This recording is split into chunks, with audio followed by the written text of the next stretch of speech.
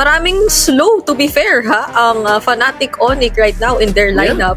Wala silang stun. It's all about slow. It's all about lagkit. That sounded wrong. Pero, yeah. Yes. And ano kaya ang gold laner ngayon? Di Super Red. Kari. Yep. Again, the high loss. Siyempre, there's still a good 2 seconds bago kanya malapitan. So, ang gagawin ng Pro Esports, gagawin ni Super Red, si Mr. Bordedos, is yan na lang. Okay.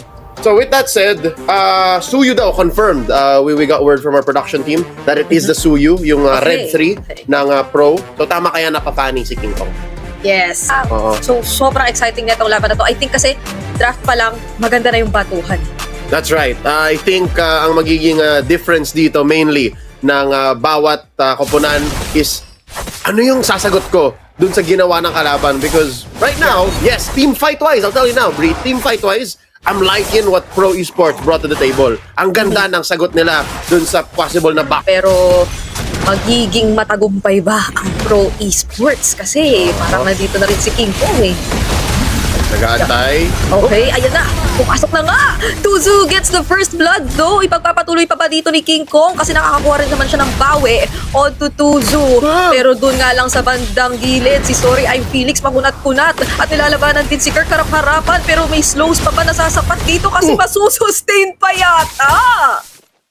Maka-energy shields ni Tuzu ay parang dinenay pa mula sa kanya, pero dito na nga yata nag-establish na naman ng control ang Fnatic Onyx in terms of space. Turtle Pit, kontrolado na nila pero papasok pa rin ang Pro Esports. Kaso nga lang hindi aabot ang kanilang mga skills at ang ganda ng latag doon ng real world manipulation. King Kong takes down sa at ngayon naman si Tuzu susunod pa nga yata nila. Kirk is there as well at si Sorry I'm Felix mag-isang tumatakbo na kung nangyari na naman yata yung sinasabi mong nagkaroon ng kaunting scramble. Mabilis lang. It's a perfect storm in the mid-game na hindi kayo ready, na scramble kayo. Isa pa, ulit. Grabe, 5 minutes pa lang pero ganito na karami yung aksyon na nakikita natin. Pero Kelra, gusto lang talaga ng Torre kapalit ni Kirk. So parang yun na lang ba ang tinanggap ng Fnatic Onyx na kapalit? Pero Sorry I'm Felix, mapasok pa din Kaso napakatapang ni Spider-Man, parang uurong na lang yata ang Pro Esports. Pro Esports, una sila sa Turtle and ngayon sasagutan ni na Miles and Kirk. Uy, eto na naman yung magandang latag ng Glorious Pathway. Kaso nga lang, sinulo ni Spider-Man sa tatlong burst. Sorry I'm Felix nandun sa likod pero King Kong still, siya makasecure ng Turtle. At tignan mo naman yung ginagawa ni Kirk mag-isa. Tinatrabaho niya, tinaharangan lahat ng mga miyembro ng kabila. At tatlo yung nawala doon for Pro Esports just in exchange of Spider-Mines. Nabuhay si Kirk, of course, with the help of his sustain, a flicker, a well-timed flicker, at syempre yung shield nung Pagong. And this not led just to a 3,000, 4,000 nang halos na gold lead. Pero nakapush din sa mid. Tapos syempre, parati lang nag-iiwan ng magandang wave ang Fnatic Onyx. So look, Bri, ang bilis ng rotation nila. Si Kelra bigla nasa baba na. So bibigyan na naman nila ng sakit sa ulo yung Pro Esports KH. So I think that's one of the main strengths of this lineup, of this team, of this draft, is dalawa sa kanila ang pwede mag-micromanage ng waves. Si Kelra at si King Kong. So ngayon, hindi na mapag-farm lalo yung Pro Esports. Ang liit na mapa nila. Ayan kontroladong-kontrolado nga yung purple buff ni Tuzu At napakahirap nitong sitwasyon para sa isang lineup na sabi mo nga ay gusto lang naman din na makakuha muna ng gold, ng items para makasabay na sila kontra sa Fnatic Onyx. Kasi hindi yata natin nakikita so far yung kanilang pagpapamalas dun sa team fight prowess nila, yung capabilities nila when it comes to the team fight. And Fnatic Onyx, kinakabahan ako dito lang sa mga patayo-tayo nila sa gilid. Uy!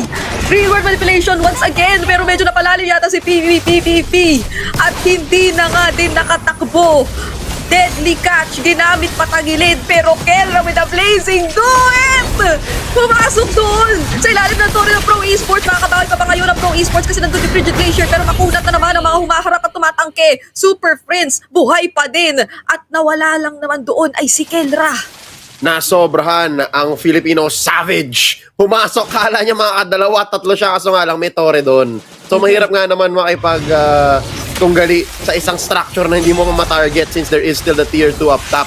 So with that said, Fnatic Onyx medyo na-punish sila sa linalim nila. But still, the name of the game is to choke out Pro Esports KH. Tama ka, Bri, yung sinasabi mo kanina na parang hindi mahanap ng Pro Esports yung timing and yung circumstance na kung saan magsha-shine talaga yung lineup nila. And so far, Fnatic Onyx have been making the right calls for the past 10 minutes. Yung Sobra. pagpilit na yon, yung pagpasok ni Kelra dun sa tier 3, sa inhibitor sa loob, ano yun eh, way yun para hindi makapag-farm yung pro esports. Kahit na sabihin mong bad trade yun for Fnatic in the grander scheme of things, lumiit talaga yung mapa, hindi sila makalabas. Tinan mo, napilit sila mag-ube hanggang mag-spawn yung Lord. Oo. Tapos, pipilit sila mag-Lord dance na hindi sila handa.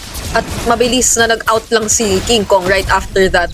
Oo. Na pumunta sa bottom lane, kinuha na lang yung Torre dun sa baba. Pero Spider Miles, tinatarget siya ngayon with the Circling Eagle, pero tamang kiliti lang din naman.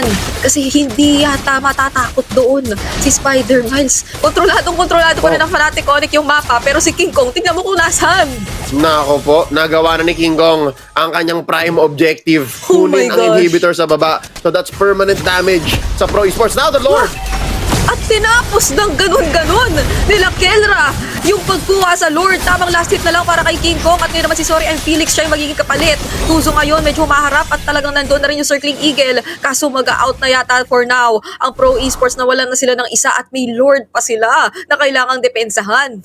Grabe, ang bilis ng ginalaw ni King Kong ng buong Fnatic Onyx. Sa totoo lang, para silang nagpagupit habang nagpapakulay ng buhok at the same time. Push sa baba, basag, Lord, tapos na-kill pa ng isa. So, you can sense here really, Pro Esports, there's an air of desperation. Kasi nga, yung lineup nila, built to team fight, built to clear waves, pero hindi nila magawa yung pareho. Oo, at nakakatakot tignan yung halos 3K na nag-goal lead ni King Kong compared kay Tuzu and even Kelra compared to Super Red. Maganda-ganda yung standing ni Super Red kung yun lang yun, pero alam naman natin na mas mabigat ang kanyang magiging responsibilidad lalo ngayon na paubos na yung mga tore ng Pro Esports and even yung bottom lane nga hindi na hindi nakaabot ng 12-minute mark at tingnan mo naman yung damage na nagmula doon kay King Kong sa pangting lipad lang niya. Drive-by, well, fly-by, pwede natin sabihin. So far, Pro Esports KH still alive, na-clear nila yung Lord. Nakabantay lang naman dito si Spider Miles. Naghahatid na naman si King Kong ng isa pang wave sa baba. Mid lane naman, gusto na pagbagsakin ng Fnatic Onyx. There's the glorious pathway. At manggagaling sa gilid si King Kong. Wala na dito na magiging Pride of Ice or even passive. Etong si Saka, sinapatumba na nga siya. Real world manipulation, nilatag-natag doon yung placing to it. Napakagandang pagkakapatong ng mga skills mula sa Fnatic Onyx. Pero disiplina, punta doon sa Torre sa kabila. Uubusin daw muna nila at maiiwasan yung Avatar of the Guardian ni Sorry, I'm Felix. Pero maaabutan niya ba yung kill on to Kirk kasi masasagip pa siya ni Spider Miles? Oh my goodness! Doon sa likod, tumumba na rin yung jungler ng Pro Esports at hindi talaga gustong tantanan ng Fnatic Onyx yung Torre. Eto na nakapag-pull down ulit yung glorious pathway! Super Red! Nakapag-free hit, Super Friends and Spider Miles kamuntiga na pero makakuha pa rin ng Fnatic Onyx ang minamata nilang inhibitor. So wala na, kalbo na ang base ng Pro Esports. Okay, so Bri, tama ka. Maybe Super Red is a threat. Maybe Super Red can free hit. Pero yun nga lang, ibig sabihin nun, kailangan siyang bantayan ni Soda and Felix and ni PP. So paano na si Tuzu? Paano na isa mga ways para mag-clear ng Pro Esports ng waves? Sa totoo lang if that happened, na wala na yung tatlong inhibitor, tapos nawala si Tuzu, siguro isang ligaw na wave lang tapos to. Hindi kaya nung lineup nila without Tuzu.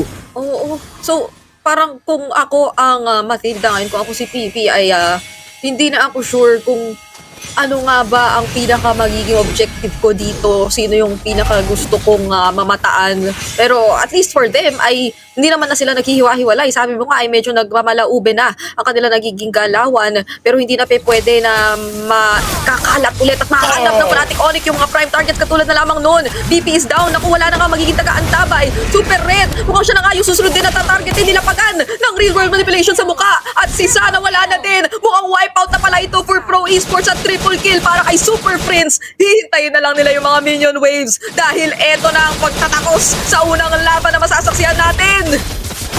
Nakakamiss ang kidlat ng Fnatic Onyx PH.